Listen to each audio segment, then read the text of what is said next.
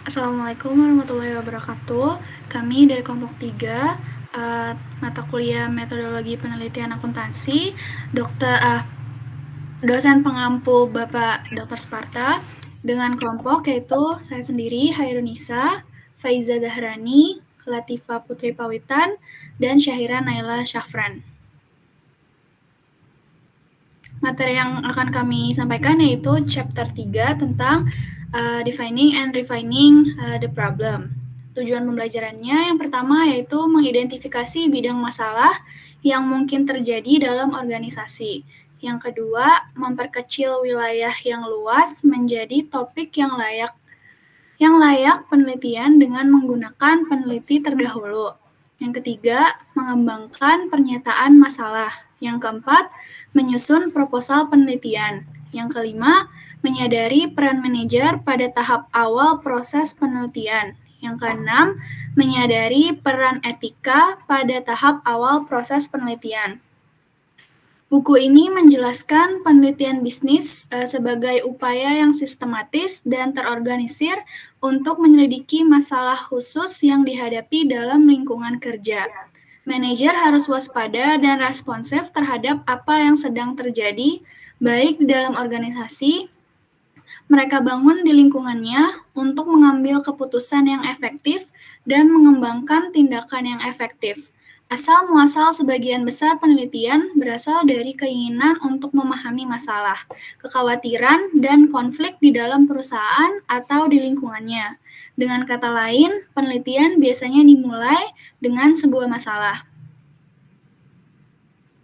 Selanjutnya ada the research process for applied and basic research. Penelitian dasar. Istilah dari penelitian dasar mengacu pada jenis penelitian yang sepenuhnya teoritis, berfokus pada peningkatan atau perluasan basis pengetahuan suatu bidang. Pendekatan ini didasarkan pada prinsip pengetahuan untuk kepentingannya sendiri, terutama dimotivasi oleh rasa ingin tahu dan kebutuhan untuk mengeksplorasi yang tidak diketahui, yang juga dikenal sebagai penelitian dasar atau murni. Hal ini mengacu pada penyelidikan sistematis ke dalam subjek atau fenomena untuk mendapatkan pengetahuan yang lebih mendalam dan tentang hal itu dan tidak memecahkan masalah tersebut. Selanjutnya ada penelitian terapan. Tujuan dari penelitian terapan adalah untuk memberikan solusi praktis pada masalah tertentu. Hal ini adalah teknik penyelidikan yang melibatkan pemecahan masalah dengan menerapkan metodologi empiris ke suatu objek, bidang studi, atau subjek penelitian. Hal ini umumnya jenis penelitian yang berlaku untuk situasi kehidupan nyata, yang menghubungkan dengan hasil dari situasi yang sesuai, menganalisis bagian-bagian tertentu dari situasi tersebut. Beberapa kesimpulan tambahan juga ditawarkan dalam ulasan. Yang selanjutnya, penelitian yang ditunjukkan adalah untuk mengidentifikasi tren sosial, politik, atau ekonomi termasuk dalam definisi penelitian terapan. Selanjutnya, penelitian dasar versus penelitian terapan pada karakteristik yang berbeda. Dalam membandingkan penelitian dasar dan penelitian terapan, perlu disadari bahwa penelitian dasar menekankan pada perluasan pengetahuan yang ada, sedangkan penelitian terapan menekankan pada pemberian solusi terhadap suatu masalah. Dengan demikian, dapat disimpulkan bahwa penelitian dasar cenderung lebih bersifat teoritis, sedangkan penelitian terapan cenderung bersifat praktis. Selain itu, penelitian terapan berorientasi pada tindakan, sedangkan analisis fundamental biasanya logis dan deskriptif. Penelitian terapan berkaitan dengan penggunaan informasi dalam situasi kehidupan nyata, sedangkan penelitian dasar adalah tentang memperluas pengetahuan. Persamaan riset dasar dan terapan. Yang pertama, metode dan proses pengumpulan datanya sama. Teknik seperti survei, kuesioner, wawancara, dan kelompok fokus dapat mengumpulkan data kuantitatif dan kualitatif. Yang kedua, penelitian yang dilakukan di tingkat dasar berfungsi sebagai dasar untuk penelitian terapan. Selanjutnya, sebagai dasar pengujian hipotesis penelitian, kedua jenis penelitian tersebut menggunakan metode penalaran deduktif dan induktif. Yang keempat, mendapatkan dari teori ke kesimpulan melibatkan penalaran induktif. Dan yang terakhir, berbeda dengan penalaran induktif, observasi mengarah pada penutupan. Contoh penelitian dasar dan terapan yaitu pada bidang pendidikan sebagai metode untuk meningkatkan pembelajaran teknik baru. Penelitian terapan dalam pendidikan memberikan solusi realistis untuk banyak masalah pedagogis. Sebagai alternatif untuk ini, penelitian dasar digunakan dalam pengajaran untuk memberikan teori pedagogis yang menguraikan perilaku unik pendidik dan siswa di dalam lingkungan pendidikan. Pada bidang sosiologi, penelitian terapan dapat memberikan jawaban mengenai kebijakan organisasi, perilaku di tempat kerja, dan proses perekrutan pekerja. Penelitian utama dalam psikologi melacak berbagai situasi mental untuk menafsirkan perilaku di tempat kerja secara efisien. Selanjutnya ada board problem area, yaitu sebuah masalah tidak selalu diartikan sebagai sesuatu yang sepenuhnya salah dengan kondisi sekarang yang perlu sesegera mungkin untuk diralat atau diperbaiki. Sebuah masalah juga dapat mengindikasi adanya sebuah ketertarikan pada isu di mana mampu menemukan jawaban yang tepat dan dapat membantu memperbaiki situasi yang ada.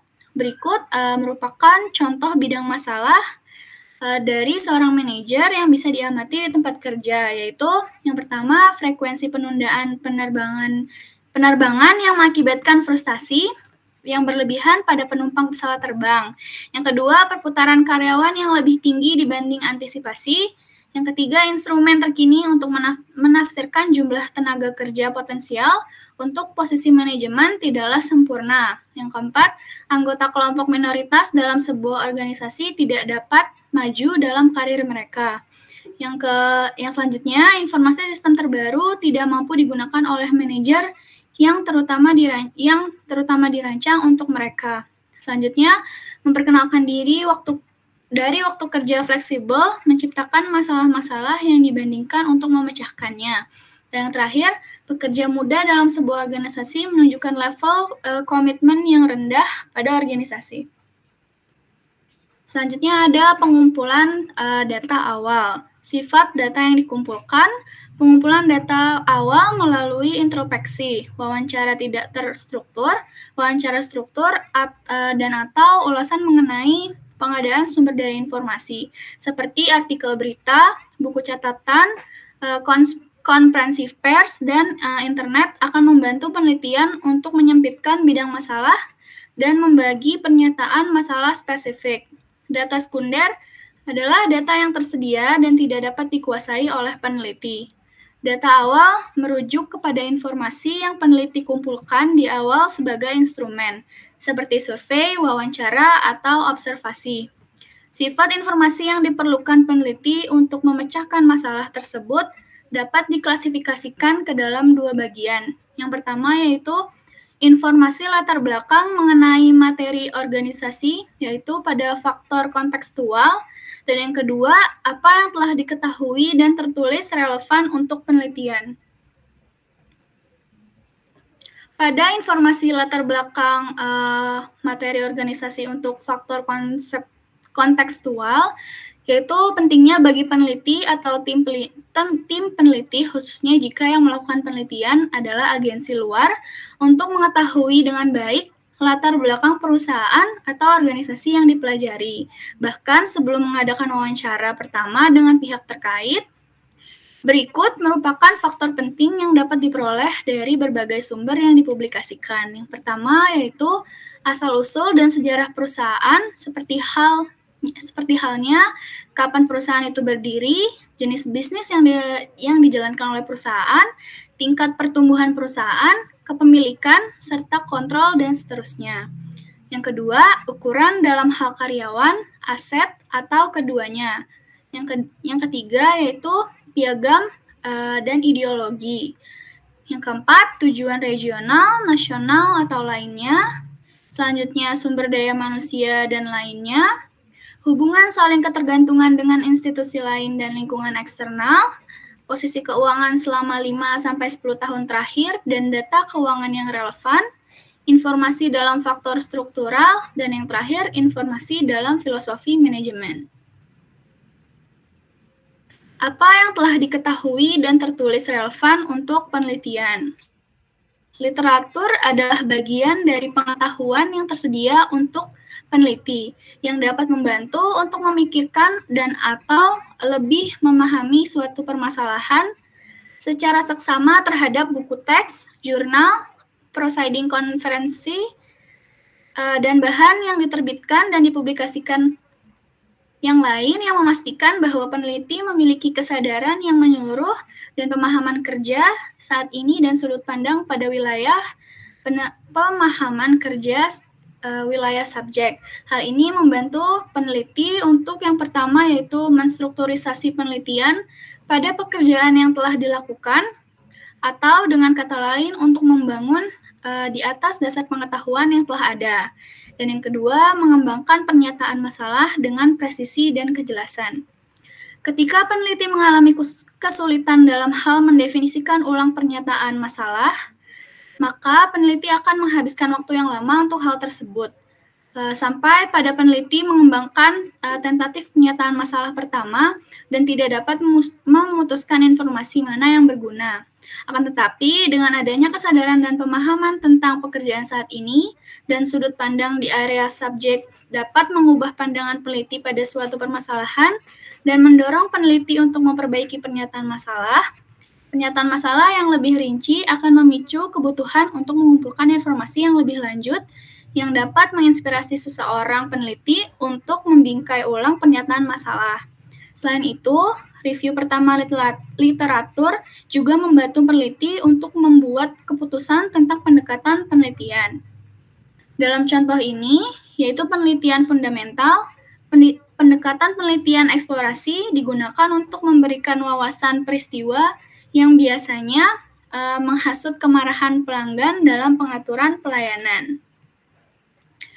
Apa yang telah diketahui dan tertulis relevan untuk penelitian selanjutnya yaitu kedekatan dengan literatur yang bermanfaat bagi seorang akademisi dan non-akademik. Dalam dua kasus, dasar teoritis yang baik akan menambah kekakuan untuk penelitian. Telah dijelaskan sebelumnya bahwa penelitian yang ketat memungkinkan peneliti untuk mengumpulkan informasi yang tepat dengan tingkat minimum bias dan memfasilitasi analisis sesuai data yang dikumpulkan. Hal ini sangat penting dalam penelitian dasar dan terapan. Selanjutnya ada literatur survei, yaitu survei literatur adalah dokumentasi tinjauan komprehensif atas karya yang diterbitkan dan tidak diterbitkan dari sumber data sekunder di bidang minat khusus penelitian. Perpustakaan adalah basis penyimpanan yang kaya untuk data sekunder melalui buku, jurnal, surat kabar, majalah, konferensi, proceeding, disertai doktor, tesis master, publikasi pemerintah, dan pemasaran keuangan, dan laporan lainnya. Selanjutnya ada basis data terkomputerisasi, yaitu basis data terkomputerisasi sekarang tersedia dan dapat diakses yang membuat pencarian literatur lebih mudah dan dapat dilakukan tanpa memasuki portal pada gedung perpustakaan. Selanjutnya, alasan untuk dilakukannya survei literatur. Yang pertama yaitu membantu untuk menemukan variabel-variabel penting yang kemungkinan besar akan mempengaruhi situasi masalah tidak ketinggalan dari penelitian. Yang kedua, membantu mengembangkan kerangka teoritis dan hipotesis untuk pengujian. Yang selanjutnya, pernyataan masalah dapat dibuat dengan presisi dan kejelasan. Testabilitas dan kompilasi dari penemuan peneliti saat ini untuk ditingkatkan, seseorang tidak mengambil resiko menyia-nyiakan upaya untuk mencoba menemukan kembali sesuatu yang sudah diketahui, dan yang terakhir, masalah yang akan diselidiki dianggap oleh komunitas ilmiah sebagai hal yang relevan dan signifikan. Selanjutnya, untuk data source, yaitu yang pertama ada textbook, yang kedua ada jurnal akademik dan profesional, yang ketiga ada tesis PhD dan tesis master, yang keempat ada proceeding konferensi, yang kelima ada naskah yang tidak diterbitkan, yang keenam ada laporan, yang ketujuh koran, dan yang terakhir internet. Selanjutnya akan dibacakan oleh teman saya. Untuk selanjutnya ada relevant research atau penelitian yang relevan. Pertama itu ada dari perspektif manajerial. Bisa disebut relevan itu apabila yang pertama, permasalahan yang saat ini terdapat di dalam organisasi tersebut. Lalu yang kedua, area atau topik yang menurut manajer perlu ditingkatkan atau dikembangkan. Next. Nah, selanjutnya ada penelitian yang relevan dari perspektif akademik. Yang pertama itu bisa dikatakan relevan apabila pertama tidak ada informasi yang diketahui tentang suatu topik yang dipilih atau informasinya terbatas. Yang kedua, banyak informasi yang didapat dari topik tersebut, tetapi pengetahuan tersebut tersebar dan tidak tertata atau tidak rapi. Yang ketiga, terdapat banyak sumber dan penelitian yang tersedia dari topik tersebut, tetapi hasil dari penelitian tersebut bersifat kontradiksi atau berbeda. Dan yang terakhir, hubungan yang terjalin tidak berlaku dalam situasi tertentu. Lalu ada pernyataan penelitian yang terdefinisi baik atau bisa dikatakan baik. Itu pertanyaan-pertanyaannya diantaranya itu yang pertama, sejauh mana struktur organisasi dan jenis akun sistem informasi yang dipasang untuk varians dalam efektivitas yang dirasakan pengambilan keputusan manajerial. Pertanyaan kedua, bagaimana pengaruh kemasan baru terhadap penjualan produk. Pertanyaan ketiga, bagaimana tingkat harga dan kualitas pada evaluasi konsumen terhadap produk. Pertanyaan keempat, apakah otomatisasi yang lebih baik menghasilkan aset yang lebih besar investasi per dolar output? Selanjutnya, faktor spesifik apa saja yang harus dipertimbangkan dalam menciptakan gudang data untuk perusahaan manufaktur? Dan contoh pertanyaan terakhir, apakah pengaruh penganggaran partisipatif terhadap kinerja dimoderasi oleh sistem kontrol? Next. Lalu ada exploratory questions atau pernyataan eksplorasi. Nah, pernyataan eksplorasi itu dikembangkan ketika yang pertama itu tidak banyak informasi yang diketahui tentang topik atau fenomena tertentu yang diambil oleh si peneliti. Yang kedua, hasil penelitian yang ada tidak jelas atau mengalami keterbatasan. Yang ketiga, topik yang dibawa terlalu kompleks untuk diteliti selanjutnya. Yang keempat, teori yang tersedia tidak cukup untuk membantu pengembangan kerangka teori. Nah, penelitian eksplorasi ini sering mengandalkan penelitian kualitatif untuk pengumpulan data seperti diskusi informal, dan sudah diatur bahwa penelitian eksplorasi bersifat fleksibel. Setelah ada penelitian eksplorasi, juga ada penelitian deskripsi. Tujuan penelitian deskriptif adalah untuk memperoleh data yang menggambarkan topik yang diminati. Nah, studi deskriptif dirancang untuk mengumpulkan data yang menggambarkan karakteristik objek kayak orang, organisasi, produk atau merek. Selain objek juga menggambarkan peristiwa dan situasi. Deskriptif menilai bersifat kuantitatif atau kualitatif yang mungkin melibatkan pengumpulan data kuantitatif seperti peningkatan kepuasan, angka produksi, angka penjualan, atau data demografis. Tapi juga memungkinkan perlu pengumpulan informasi dengan cara kualitatif. Nah, studi deskriptif dapat membantu peneliti untuk yang pertama, memahami karakteristik suatu kelompok dalam situasi tertentu. Misalnya profil suatu kelompok tertentu kayak segmen dalam pasarnya, karakteristik si pembeli-pembeli di pasarnya. Yang kedua, berpikir secara sistematis tentang aspek-aspek dalam situasi tertentu. Misalnya, faktor-faktor yang berkaitan dengan kepuasan kerja. Yang ketiga, menawarkan ide untuk penyelidikan dan penelitian lebih lanjut. Dan yang keempat, membantu membuat keputusan sederhana tertentu. Yang ketiga, ada casual questions atau penelitian casual. Nah, studi kausal menguji apakah suatu variabel menyebabkan variabel lain berubah atau tidak. Nah, dalam studi kausal, peneliti tertarik untuk menggambarkan satu atau lebih faktor yang menyebabkan masalah. Contoh pertanyaan umum penelitian kausal adalah, apakah pengaruh sistem penghargaan terhadap produktivitas, dan bagaimana pengaruh nilai yang dirasakan niat beli konsumen. Maksud peneliti melakukan studi kausal adalah untuk dapat menyatakan bahwa variabel X menyebabkan variabel Y. Jadi, ketika variabel X-nya dihilangkan atau diubah dengan cara tertentu, maka masalah untuk variabel Y dapat terpecahkan. Untuk melakukan penelitian kasual, syarat-syarat di bawah ini harus dipenuhi. Syarat pertama yaitu variabel harus independen dan dependen. Variabel independen dan dependen harus merupakan kovarian. Yang kedua, variabel independen atau faktor penyebab yang diduga harus mendahului variabel dependen. Syarat ketiga, tidak boleh ada faktor lain yang menjadi kemungkinan penyebab perubahan variabel dependen. Dan yang keempat, diperlukan penjelasan yang logis dari teori dan harus menjelaskan mengapa variabel bebas mempengaruhi variabel tak bebas. Contoh penelitian kausal, seorang manajer pemasaran ingin mengetahui apakah penjualan perusahaan akan meningkat jika dia meningkatkan anggaran untuk iklan. Nah, pada kasus tersebut, manajer ingin mengetahui sifat hubungan yang mungkin terjalin di antara iklan dan penjualan dengan menguji hipotesis. Hipotesisnya, jika iklan ditingkatkan, maka juga akan meningkat.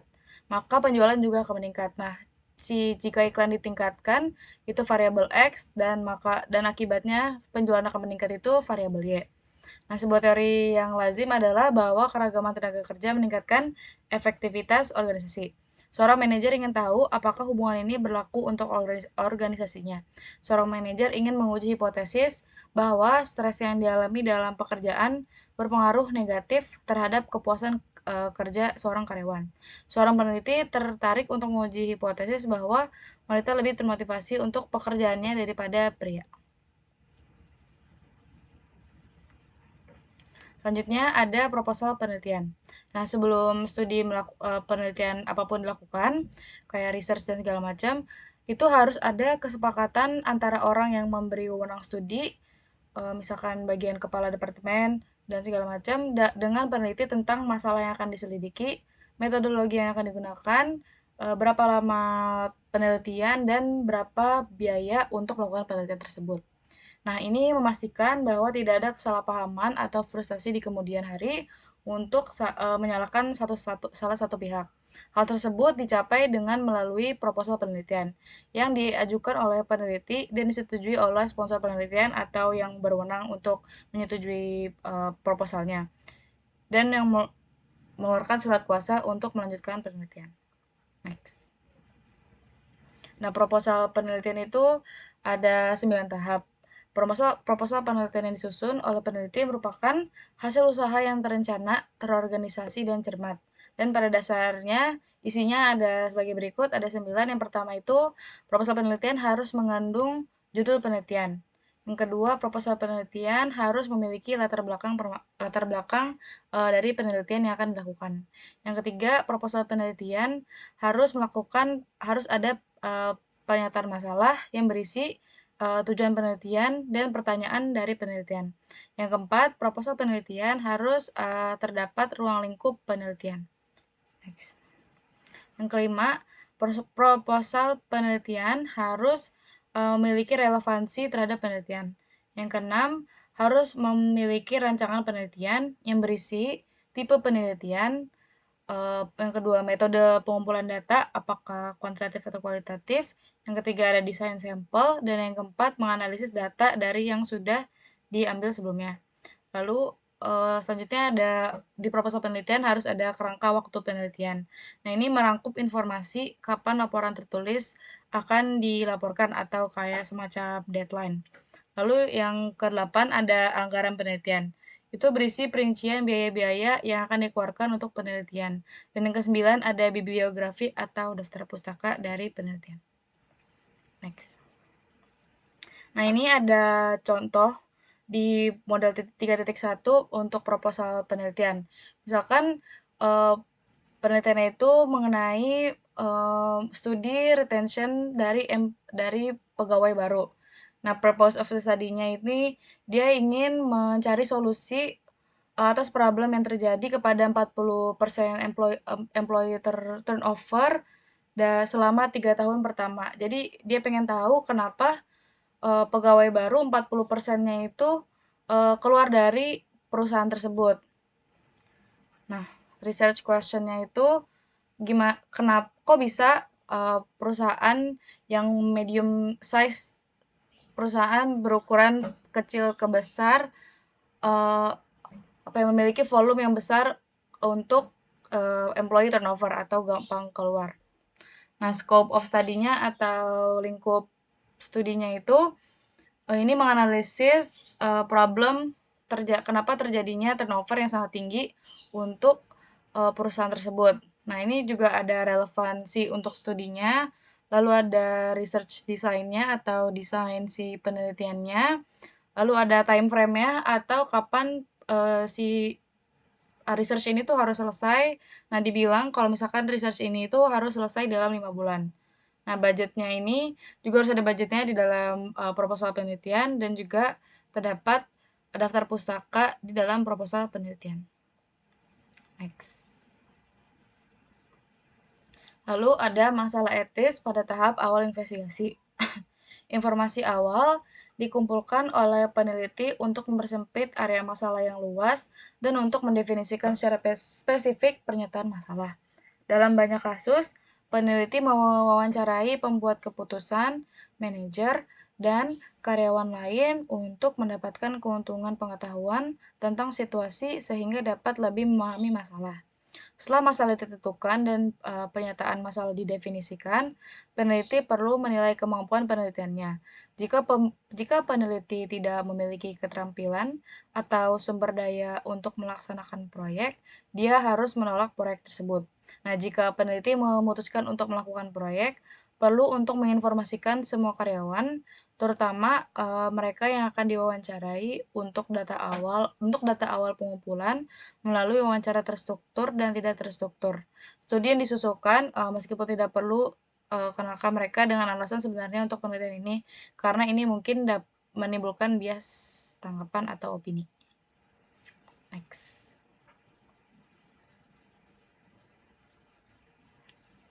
Nah, ini ada pertanyaan-pertanyaan tentang dealing dengan pertanyaan-pertanyaan etikal atau dilema ketika awal-awal tahap penelitian. Yang pertama, why is this research project worth doing? Maksudnya adalah kenapa sih penelitian ini tuh worth it untuk dilakukan atau dengan budget seberapa, dengan waktu seberapa yang dikeluarkan, kenapa sih penelitian ini harus dilakukan? Yang kedua, how does the organization benefit from this project? Gimana caranya organisasi ini mendapatkan benefit dari project tersebut? Nah, yang ketiga ada what impact, if any, does your research have on the organization? Apakah ada impact dari research itu untuk organisasi tersebut? Nah, yang selanjutnya, pertanyaan untuk dilema selanjutnya, do you have the skill and resources to carry out this research project? Si peneliti ini punya nggak skill dan sumber daya untuk melanjutkan penelitian tersebut. Lalu pertanyaan selanjutnya, have you informed all the employees of the research project? Kalau misalkan enggak, kenapa? Apakah penelitian ini sudah diketahui oleh seluruh pegawai yang lain? Terus lalu pertanyaan selanjutnya, do you explain the purpose of your research to the participants? Terus selain dijelasin, apakah juga dijelasin tujuan dari peneliti ini? Jadi maksudnya yang ngerti biar nggak cuma si peneliti aja. Lalu pertanyaan selanjutnya, are participants given the opportunity to decline participation? Apakah peserta dari peneliti itu memiliki kesempatan untuk menolak untuk berpartisipasi. Kayak misalkan kalau misalkan kita butuh data dari survei itu kan nggak semuanya mungkin nggak semuanya mau setuju dengan adanya peneliti itu atau nggak mau ngisi kuesioner dan segala macam. Pertanyaan selanjutnya, are participants able to withdraw their consent at any point? Nah, pertanyaan selanjutnya adalah kalau misalkan tiba-tiba partisipan di dalam penelitian itu mau nge-cancel partisipasinya, itu bisa atau enggak. Lalu pertanyaan selanjutnya, does the research cause you to have access to sensitive information?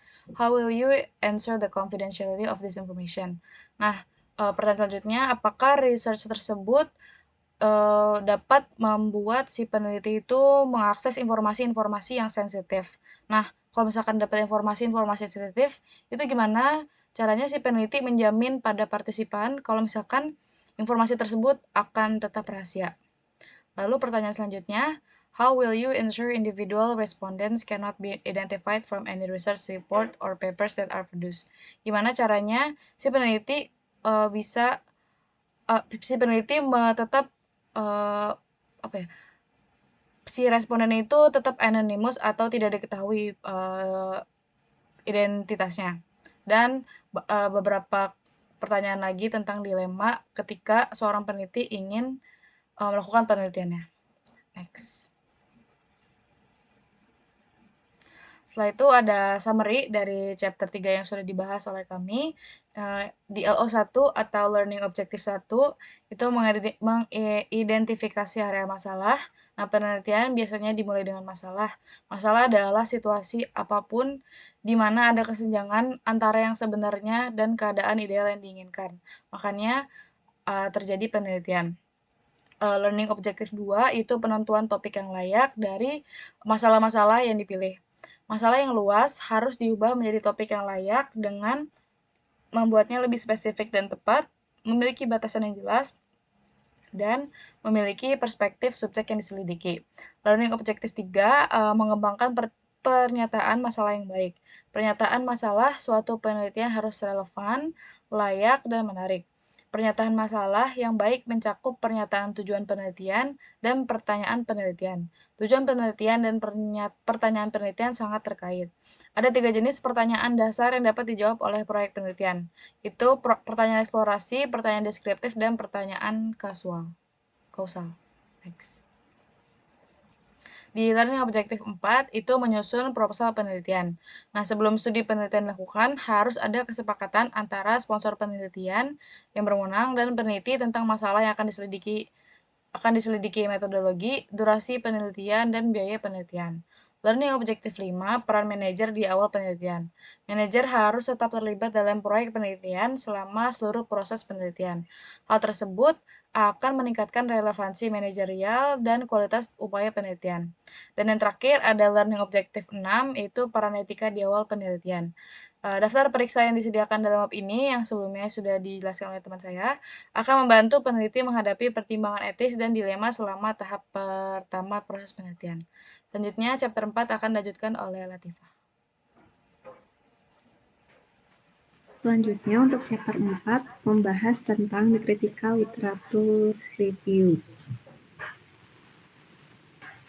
Pada chapter 4 ini ada 3 tujuan pembelajaran. Yang pertama adalah mendiskusikan fungsi tinjauan literatur. Yang kedua, menulis tinjauan literatur tentang topik tertentu, dokumentasikan referensi dengan cara yang ditentukan. Yang ketiga, diskusikan masalah etika pendokumentasian tinjauan literatur. Tinjauan literatur adalah pemilihan dokumen yang tersedia, baik yang diterbitkan maupun yang tidak diterbitkan, tentang suatu topik, yang berisi informasi, gagasan, data, dan bukti yang ditulis dari sudut pandang tertentu untuk memenuhi tujuan tertentu, atau mengungkapkan pandangan tertentu tentang sifat topik dan bagaimana itu akan diselidiki, dan evaluasi yang efektif dari dokumen-dokumen ini dalam kaitannya dengan penelitian yang diusulkan. Menurut Hart, tahun 1998 pada halaman 13. Tinjauan literatur memastikan beberapa hal. Yang pertama, upaya penelitian diposisikan relatif terhadap pengetahuan yang ada dan dibangun di atas pengetahuan tersebut. Yang kedua, dapat melihat masalah dari sudut tertentu dengan membentuk pemikiran dan memicu wawasan yang berguna tentang topik penelitian. Yang ketiga, tidak mengambil resiko dengan menemukan kembali roda, yaitu membuang-buang tenaga untuk mencoba menemukan kembali sesuatu yang sudah diketahui. Yang keempat, memperkenalkan terminologi yang relevan dan mendefinisikan istilah-istilah kunci yang digunakan dalam tulisan. Istilah yang sama mungkin memiliki arti yang berbeda, tergantung pada konteks penggunaannya. Menambahkan definisi juga akan membantu memberi struktur pada esai, artikel, atau laporan. Yang kelima, memperoleh wawasan yang berguna tentang metode penelitian yang telah digunakan orang lain untuk menjawab pertanyaan penelitian serupa. Pengetahuan tentang metode penelitian yang digunakan oleh menghubungkan temuan penelitian saat ini untuk mereplikasi penelitian yang sudah ada, yang akan membantu menghubungkan temuan penelitian saat ini dengan temuan orang lain. Dan yang keenam, upaya penelitian dapat dikontekstualisasikan dalam debat akademik yang lebih luas. Berikutnya adalah cara pendekatan tinjauan pustaka. Langkah yang pertama harus dilakukan adalah identifikasi berbagai materi yang diterbitkan dan tidak diterbitkan yang tersedia pada topik yang diminati, dan mendapatkan akses ke materi tersebut.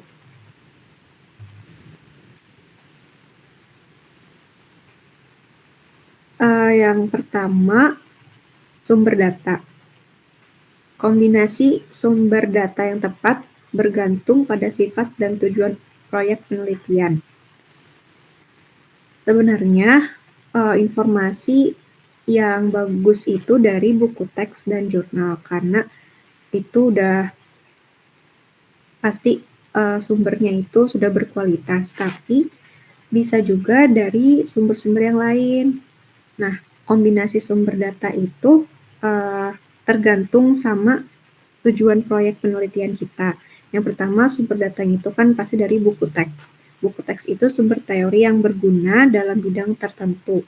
Keuntungan dari buku teks sendiri mencakup berbagai topik, membahas suatu topik jauh lebih menyeluruh daripada artikel, dan membahas suatu topik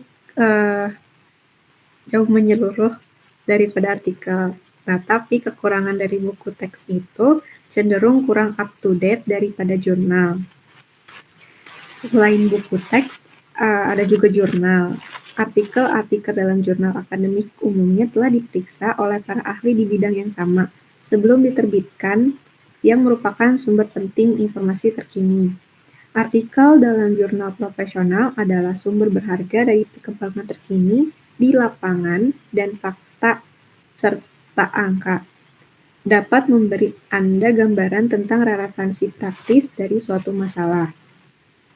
Selain buku teks dan jurnal, ada juga dari tesis. Tesis PhD sering berisi tinjauan lengkap literatur di bidang tertentu. Sebagian besar tesis PhD mencakup beberapa hal empiris yang memiliki struktur dan karakteristik yang sama dengan artikel jurnal akademik. Perhatikan bahwa tidak setiap bab empiris dari sebuah tesis pada akhirnya diterbitkan dalam jurnal akademik.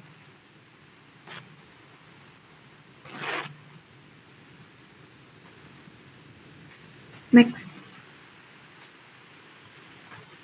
Selanjutnya, ada conference proceeding. Bermanfaat dalam memberikan penelitian baru atau penelitian yang belum dipublikasikan. Tidak setiap manuskrip yang dipresentasikan di sebuah konferensi pada akhirnya diterbitkan dalam jurnal akademik. Selanjutnya ada naskah yang tidak diterbitkan. Sumber informasi apapun yang tidak resmi dirilis oleh individu, penerbit, atau perusahaan lain. Dapat mencakup makalah yang diterima untuk diterbitkan tetapi masih sedang dicetak. Data dari studi yang tidak diterbitkan, surat, manuskrip, dan persiapan, dan telekomunikasi pribadi, seperti termasuk email. Naskah yang tidak diterbitkan sering kali sangat up to date. Selanjutnya adalah laporan. Departemen pemerintah dan perusahaan menugaskan atau melakukan penelitian dalam jumlah besar. Temuan mereka yang dipublikasikan memberikan sumber informasi pasar, industri, atau perusahaan tertentu yang berguna. Nah, setelah sumber data, selanjutnya adalah searching for literatur. Sebagian perpustakaan memiliki sumber daya elektronik yang dapat digunakan, seperti yang pertama adalah ada jurnal elektronik. Biasanya perpustakaan berlangganan jurnal yang diterbitkan atau tersedia secara online. Lalu ada database teks lengkap, itu menyediakan teks artikel dengan lengkap. Selanjutnya database bibliografi. Ini menampilkan kutipan bibliografi, yaitu nama penulis, judul artikel atau buku, sumber publikasi, tahun, volume, dan nomor halaman. Biasanya diperbarui secara berkala dan termasuk artikel yang diterbitkan dalam majalah, surat kabar, buku, dan sebagainya. Database abstrak. Database abstrak menyediakan abstrak atau ringkasan artikel. Mereka tidak memberikan teks lengkap dari sebuah artikel atau manuskrip. Next. Nah, selanjutnya setelah mencari literatur, tahap selanjutnya itu mengevaluasi literatur. Untuk menilai kualitas penelitian terbaru, bisa mengajukan beberapa pertanyaan berikut. Yang pertama itu, apakah pertanyaan penelitian utama atau rumusan masalah disajikan dengan cara yang jelas dan analitis? Lalu, apakah relevansi pernyataan penelitian dibuat transparan? Lalu, apakah penelitian ini dibuat langsung berdasarkan penelitian sebelumnya? Apakah penelitian ini akan memberikan kontribusi pada bidang ini? Apakah ada teori yang memandu penelitian? Lalu, apakah teori yang dijelaskan relevan dan dijelaskan dengan cara yang dapat dipahami, terstruktur, dan meyakinkan? Selanjutnya, apakah metode yang digunakan dalam penelitian dijelaskan dengan jelas dengan metode deskripsi? Lalu, apakah pilihan metode tertentu dimotivasi dengan cara yang meyakinkan dengan metode pembenaran? Lalu, apakah sampel sesuai? Apakah desain penelitian dan atau kuesioner sesuai dengan penelitian ini? Apakah ukuran variabel valid dan reliable? Apakah penulis telah menggunakan teknik kuantitatif dan atau kualitatif yang sesuai? Lalu, apakah kesimpulan dihasilkan dari temuan penelitian? Selanjutnya, apakah kesimpulan memberikan jawaban yang jelas untuk pertanyaan penelitian utama? Lalu, apakah penulis mempertimbangkan keterbatasan penelitian? Dan yang terakhir adalah, sudahkah penulis menyajikan batasan dalam artikel? Nah, ini pertanyaan-pertanyaan ini dapat digunakan untuk mengevaluasi literatur. Next. Selanjutnya akan dibacakan oleh Naila. Selanjutnya yaitu mengevaluasi literatur. Beberapa kriteria untuk menilai nilai artikel atau buku adalah relevansi isu yang dibahas dalam artikel atau buku tersebut, pentingnya sebuah buku atau artikel dalam hal kutipan, tahun penerbitan artikel atau buku tersebut, dan kualitas artikel atau buku secara keseluruhan. Semua artikel yang dianggap relevan dengan studi Anda dapat dicantumkan sebagai referensi, menggunakan format referensi yang sesuai yang dibahas dalam lampiran bawah ini. Next. Mendokumentasikan tinjauan pustaka. Survei literatur harus menyatukan semua informasi yang relevan dengan cara yang meyakinkan dan alih-alih menyajikan semua studi dalam urutan kronologis dengan potongan-potongan informasi yang tidak terkoordinasi. Tinjauan literatur dimaksudkan untuk mensintesis atau dan tidak harus meringkas penelitian yang relevan tentang topik Anda. Mensintesis adalah menggabungkan dua atau lebih elemen untuk membentuk keseluruhan yang baru yang merupakan kesimpulan yang diambil dari temuan ini. Manual publikasi dari American Psychological Association tahun 2012 menawarkan informasi terperinci mengenai kutipan, referensi, dan sebagainya, dan merupakan salah satu gaya referensi yang diterima di bidang manajemen. Masalah etis. Saat meringkas, menambah, atau menantang karya orang lain, ada dua jebakan yang penting dan harus Anda waspadai. 1. Dengan sengaja salah mengartikan karya penulis lain, yaitu sudut pandang, ide, model, temuan, kesimpulan, interpretasi, dan sebagainya. 2. Plagiarisme. Penggunaan kata-kata, argumen, atau ide asli orang lain seolah-olah itu milik sendiri, bahkan jika ini dilakukan dengan etikat baik karena kecerobohan atau karena ketidaktahuan. Perhatikan bahwa banyak universitas menggunakan perangkat lunak seperti Turnitin atau Eporus untuk mendeteksi plagiarisme. Untuk menghindari plagiarisme, Anda perlu memperhatikan aturan untuk sumber referensi. Berikut ini adalah summary chapter 4. Learning Objective 1. Fungsi tinjauan pustaka. Tinjauan literatur adalah pemilihan dokumen yang tersedia tentang suatu topik, yang berisi informasi, ide, data, dan bukti yang ditulis dari sudut pandang tertentu, untuk memenuhi tujuan tertentu atau mengungkapkan pandangan tertentu tentang sifat topik dan bagaimana topik ini akan diselidiki, dan evaluasi yang efektif dari dokumen-dokumen ini dalam kaitannya dengan penelitian yang diusulkan. Tinjauan literatur memastikan bahwa upaya penelitian diposisikan relatif terhadap pengetahuan yang ada dan dibangun di atas pengetahuan ini. Tinjauan pustaka memiliki banyak fungsi lainnya, karena pertanyaan penelitian dari suatu penelitian berfungsi sebagai titik awal untuk tinjauan literatur. Beberapa fungsi ini bergantung pada jenis pertanyaan penelitian yang dikembangkan oleh peneliti.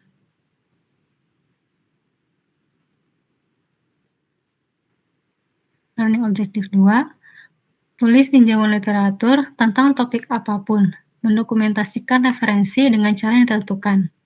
Langkah pertama dalam tinjauan literatur melibatkan identifikasi materi yang tersedia pada topik yang diminati dan mendapat akses ke materi tersebut. Penelitian literatur di bidang yang diminati akan memberikan bibliografi yang komprehensif tentang subjek tersebut. Itu sebabnya peneliti harus hati-hati memilih materi yang relevan. Beberapa kriteria untuk menilai nilai materi adalah relevansi isu yang dibahas, pentingnya kutipan, tahun publikasi, dan kualitas keseluruhan. Mendokumentasikan tinjauan literatur penting untuk meyakinkan pembaca bahwa peneliti memiliki pengetahuan tentang bidang masalah dan telah melakukan pekerjaan rumah pendahuluan yang diperlukan untuk melakukan penelitian. Learning Objective 3. Masalah etika mendokumentasikan tinjauan literatur. Ketika peneliti mendokumentasikan tinjauan literatur mereka, ada dua jebakan penting yang harus mereka waspadai. 1. Dengan sengaja salah merepresentasikan karya seni penulis lain. Dan 2. Plagiarisme, penggunaan kata-kata asli orang lain, argumen, atau ide seolah-olah itu milik Anda sendiri. Bahkan jika yang dilakukan dengan etikat baik, karena kecerobohan, atau karena ketidaktahuan. Baik dengan sengaja memasukkan karya orang lain, maupun plagiarisme dianggap sebagai penipuan. Sekian presentasi dari kelompok kami. Terima kasih atas perhatiannya. Wassalamualaikum warahmatullahi wabarakatuh.